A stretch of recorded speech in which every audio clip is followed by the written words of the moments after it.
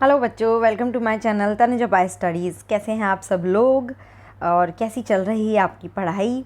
Okay, तो चलिए पढ़ाई को और आगे कंटिन्यू करते हैं और हमारी स्टडी को और ज़ोरों शोरों से आगे लेके चलते हैं। ठीक है, हम बात कर रहे थे प्लांट किंगडम की और जिसमें हमने क्या कर लिया था, ब्रायोफाइट्स। उसमें हमने दो कैटेगरी पढ़ी थी, liverworts and mosses.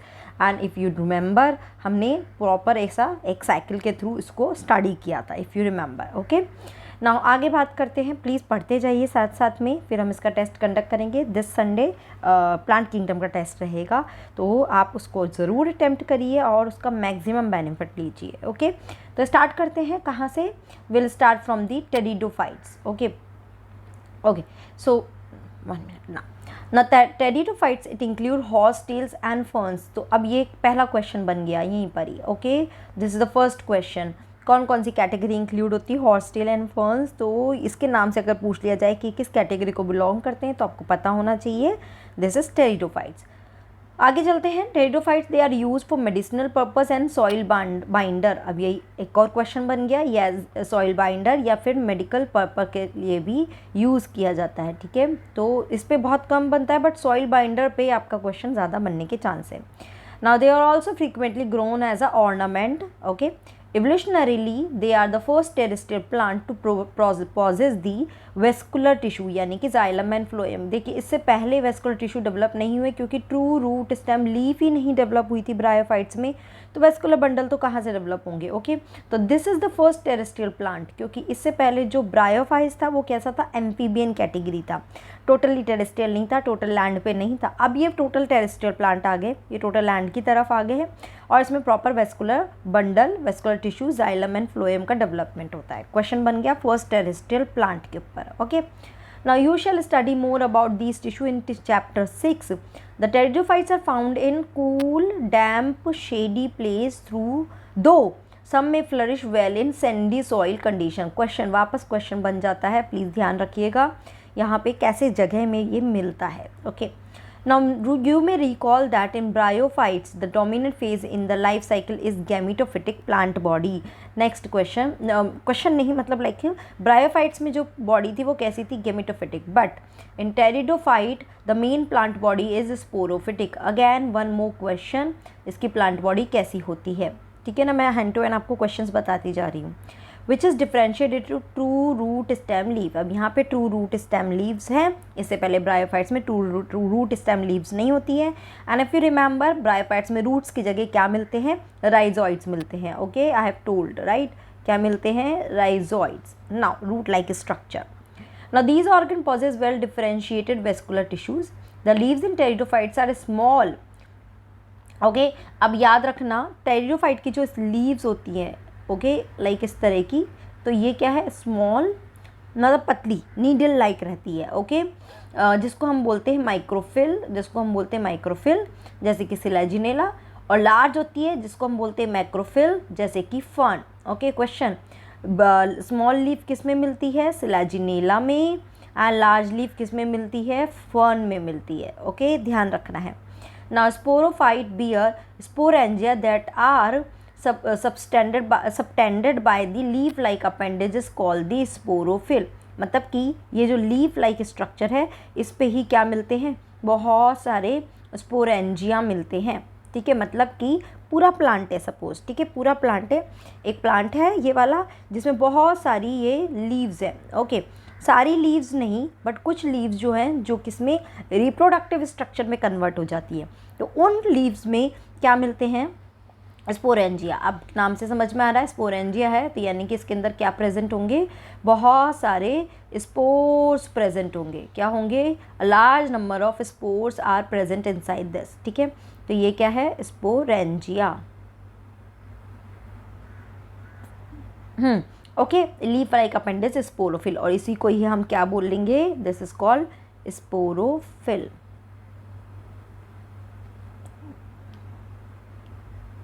Sporophyll. Okay, ठीक है ना। इन सम केस स्पोरोफिल में form distinct compact structure which is called strobili और कोन। कई बार यही स्पोरोफिल यानी लीफ ही क्या बना लेती है? एक ऐसा कॉम्पैक्ट सा स्ट्रक्चर बना लेती है। ठीक है ना, कॉम्पैक्ट स्ट्रक्चर बना लेते हैं जिसको हमने क्या बोलते हैं, दिस इज़ कॉल्ड स्ट्रोबिलाई, या फिर इसको बोलते हैं कोन्स। ओके, तो समझ आ रहा है। क्वेश्चन यहाँ बना कॉम्पैक्ट स्ट्रक्चर किसके अंदर बन रही है, स्लेजिनेला एंड इक्विसिटम। ओके, यानी कि स्ट्रोबिलाई और cone which is a compact structure, it is found in which, Selaginella and equisetum.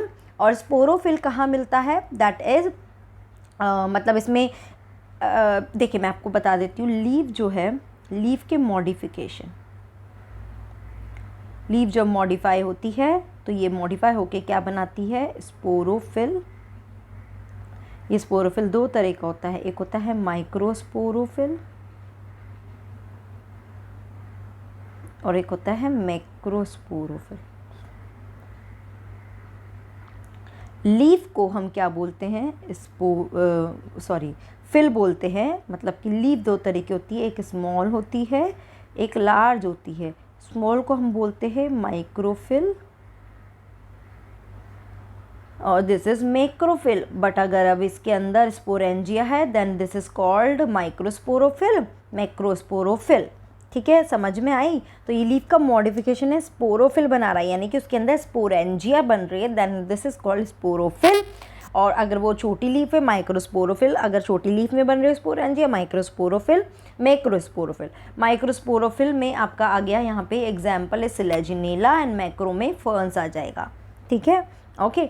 फिर आ गया दूसरी कैटेगरी, कॉम्पैक्ट स्ट्रक्चर बना रहा है, तो वो क्या बना रहा है, दैट इज स्ट्रोबिलाई या फिर इसको कोन्स बोलते हैं। और जो किस में मिलता है, स्लेजिनेला या इक्विसिटम। समझ में आया क्वेश्चन कैसे बन सकता है ना। स्पोरेंजिया दे प्रोड्यूस स्पोर्स, इसके अंदर क्या है, बहुत सारे स्पोर्स हैं। और स्पोर्स कैसे बनेंगे, स्पोरेंजिया से स्पोर्स बनेंगे, किसके थ्रू बनेंगे, मियोसिस के थ्रू। ये स्पोरेंजिया कैसा है, 2n है और इससे कन्वर्ट हो जाएगा n में। ठीक है बेटा, ओके। आगे चलते हैं। In spore mother cell the spore germinate to give rise to inconspicuous small but multicellular free living mostly photosynthetic thalloid gametophytic called prothallus. पहले ये स्ट्रक्चर बना रहा है एक प्रोथैलस में, है ना, एक कम डेवलप स्ट्रक्चर में कन्वर्ट हो रहा है, विच इज़ कैसी है, फ्री लिविंग है, फोटोसिंथेटिक है, thalloid like gametophytic stage called prothallus. Now these gametophyte require cool, damp, shady place to grow. Because of this specific restriction required the need for water for fertilization. इसलिए इनको water भी चाहिए fertilization के लिए. The spread of living pteridophyte is limited and restricted to narrow geographical region because of this one. Okay. The gametophyte bear male and female sex organ called antheridia and archegonium. कि देखिए इसने क्या बनाया, gametophyte किसने बनाया, spores ने। Spore ने germinate होके बनाया गैमेटोफाइट, क्योंकि स्पोर एन था तो ये भी एन। ओके, पर ये ध्यान रखना, स्पोर्स ने पहले बनाया प्रोथैलस देन गैमेटोफाइट। अब इस गैमेटोफाइट में दो तरह के सेक्स ऑर्गन डेवलप होते हैं, एक होता है क्या, एंथेरिडिया, एंड दूसरा आर्किगोनिया। ठीक है ना, एंथेरिडिया एंड आर्किगोनिया। ठीक है, respectively. Now what is required for transfer of antherozoids, इससे बनेंगे एंथेरोजॉइड्स। ठीक है, और antherozoids the male gamete release from the antheridia to the mouth of archegonium, और इससे क्या बनेगा, एग बनेगा, तो ये इसके पास पहुंचेगा। ठीक है ना। The fusion of male gamete with the egg represent in archegonium result in formation of zygote. अब फ्यूज होके ये क्या बनाएंगे, they will make zygote. Okay, zygote there after produce a multi cellular well differentiate sporophyte. अब zygote कैसा हो गया, 2n, because ये n है, ये n है, ये 2n, और अब ये क्या बनाएगा, it will make the sporophyte 2n। ठीक है, okay, well differentiated sporophyte which is dominant phase of pteridophyte. In majority of pteridophyte all the spore are of similar kind, such plants are called homosporous. ठीक है, अब ये याद रखना, spores के ऊपर क्वेश्चन आते हैं। अच्छा, ऊपर में अगर आपको क्वेश्चन मैं बताऊं तो देखिए प्रोथैलस के ऊपर क्वेश्चन बहुत बार बनता है, याद रखिएगा। ओके, बॉडी कैसी है, स्पोरोफिटिक बॉडी है, ये थोड़ा सा ध्यान रखना। अब क्वेश्चन बनता है होमोस्पोरस पे और हेट्रोस्पोरस पे, very very very famous question, बहुत आता है। तो देखिए स्पोर्स दो तरह के हैं, एक है होमोस्पोरस एंड हेट्रोस्पोरस, है ना। होमो यानी same, same kind of spores, different kind of spores, ठीक है बेटा। Okay, so similar kind such plant are called homosporous genera like Selaginella and Salvinia. अब इसके ना ध्यान रखना, होमोस्पोरस में 2 एस वाले एग्जाम्पल आएंगे, हमेशा ये याद रखना, S for Selaginella, S for Salvinia. बहुत बहुत बहुत ज़्यादा इम्पॉर्टेंट है, एक्सट्रीमली इम्पॉर्टेंट। सो प्लीज़ आपको ये ध्यान रखने ही होंगे। Okay, very very very important, बहुत बार आता है question. Okay, which produce 2 kind of spores, macro and micro spores are known as heterospores, है ना। अब इसमें 2 तरह के स्पोर होंगे, या तो एक तो होगा मैक्रो और एक होगा माइक्रो, दैट इज हेट्रोस्पोर्स, और germinate and give rise to female and male gametophyte respectively, ठीक है।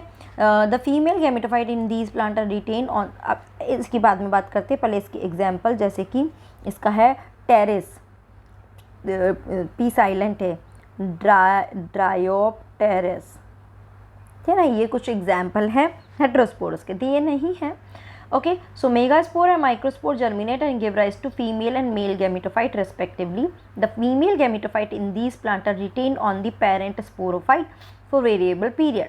The development of zygote into young embryo take place within the female gametophyte. This event is precursor to the seed habit. याद रखना, यहाँ से ये question बनता है, बहुत बार बनता है। ओके, क्या हो रहा है, जाइगोट जो है अभी young embryo which is the development of zygote into young embryo take place within the female gametophyte, female gametophyte के अंदर ही डेवलपमेंट हो रहा है। This is precursor to the seed habit, और ये बता रहा है कि ये सीड हैबिट की तरफ जा रहा है, धीरे धीरे डेवलप हो रहा है। That's why this is consider important step in evolution. Very very very important question यहाँ पे आता है। सीड हैबिट के लिए सबसे पहले किस में आएगा, टेरिडोफाइट्स में आएगा। यहाँ पे क्या हो रहा है, डेवलपमेंट हो रहा है जाइगोट का, किसके अंदर, फीमेल गैमेटोफाइट के अंदर ही है, कि जाइगोट एम्ब्रियो में कन्वर्ट हो रहा है। This is precursors to seed habit. ये सबसे इंपॉर्टेंट स्टेप है एवोल्यूशन का, जो कहाँ स्टार्ट हो रहा है, टेरिडोफाइट में स्टार्ट हो रहा है। नाउ टेरिडोफाइट्स फर्दर क्लासीफाई किया गया है किस किस क्लास में, सिलोप्सिडा। इसके एग्जाम्पल यहाँ रखना, सिलोटम, ये तो बहुत आराम से याद रहेगा, सिलोप्सिडा, सिलोटम।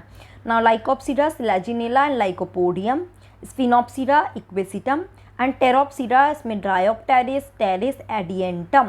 तो ये तो कुछ नाम आपको थोड़े से ध्यान में रखने पड़ेंगे।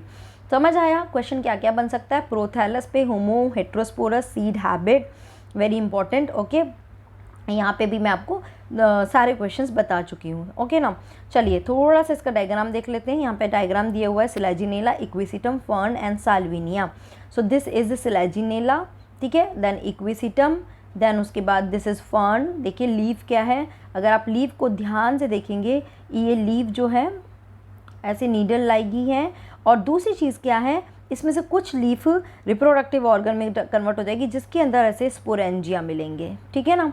Okay, and last one is Salvinia. तो डायग्राम आपको थोड़ा सा ध्यान रखना पड़ेगा सारे डायग्राम्स को, क्योंकि डायग्राम को देखकर भी क्वेश्चन आ जाते हैं। देखिए इसमें स्ट्रोबिलाई, ऐसा कोन लाइक स्ट्रक्चर बन जाती है जिसके अंदर स्पोरेंजिया होते हैं, तो दिस इज स्ट्रोबिलस, है ना, स्ट्रोबिलाई बन गया, कॉम्पैक्ट स्ट्रक्चर।